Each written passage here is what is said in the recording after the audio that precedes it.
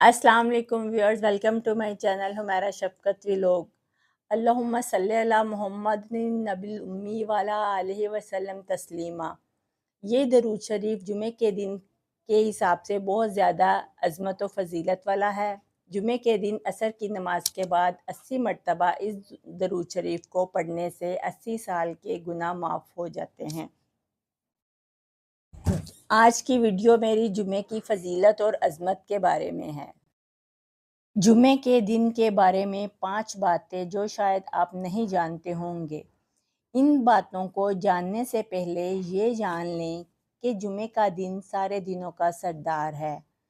आप सल्लल्लाहु अलैहि वसल्लम ने फरमाया है कि ये दिन ईद उल फितर और ईद उल अज़हा से भी ज़्यादा फ़जीलत वाला है।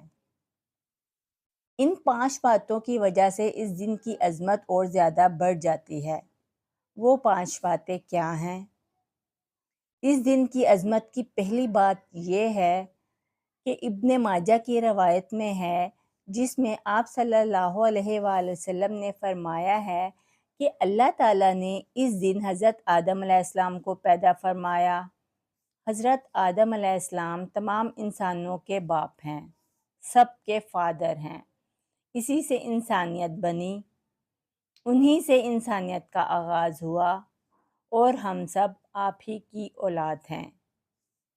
इस बात की वजह से इस दिन की हमें कदर करनी चाहिए। इस दिन हमें अल्लाह ताला को ज़्यादा से ज़्यादा राज़ी करना चाहिए। आप सल्लल्लाहु अलैहि वसल्लम के फरमान के मुताबिक उस दिन की अज़मत की दूसरी बात ये है कि इसी दिन अल्लाह ताला ने हज़रत आदम अलैहिस्सलाम को ज़मीन पे उतारा। हज़रत आदम अलैहिस्सलाम पहले जन्नत में रहा करते थे और उनके साथ उनकी ज़ौजा भी थीं, लेकिन ये लोग फिर शैतान के बहकावे में आ गए और शैतान ने इनसे ख़ता करवाई, जिसके नतीजे में अल्लाह ताला ने इन दोनों को ज़मीन में उतार दिया। फिर इन दोनों से इंसानियत की नस्ल चली। अब इंसान नेक अमाल भी करते हैं और बुरे अमाल भी करते हैं। हर इंसान क़यामत के दिन अपने अमाल का बदला पा लेगा।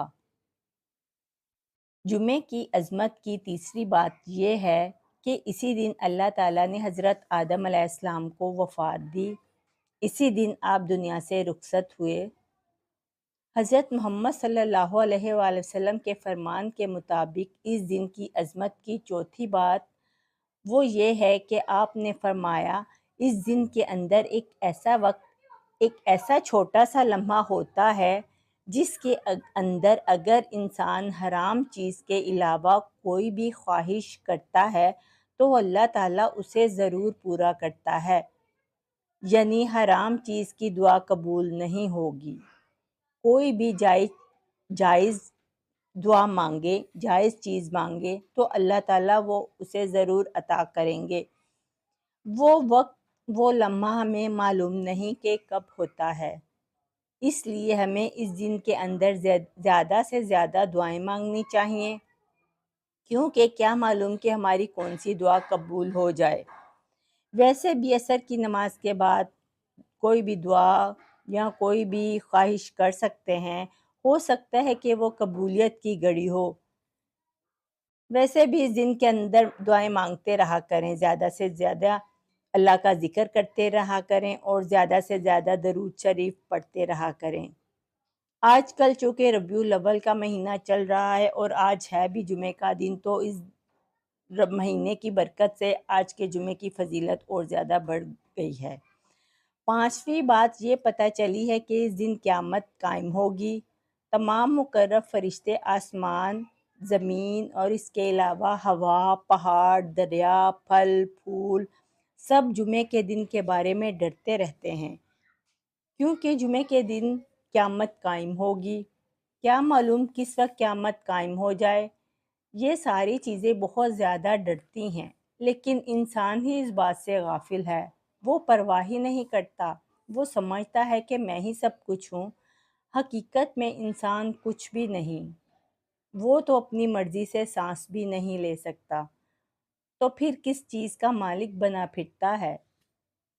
تو یہ 5 باتیں ہیں جن کی وجہ سے جمعے کے دن کی اتنی زیادہ فضیلت اور عظمت ہے۔ اس لیے جمعے کے دن خوب اللہ کا ذکر اور درود و سلام پڑھا کریں، اور ہمیں بھی اپنی دعاؤں میں یاد رکھیں۔ اللہ تعالیٰ آپ کے دلوں کو، آپ کے گھروں کو اور آپ کے دسترخوانوں کو آباد رکھے، آمین۔ اللہ حافظ۔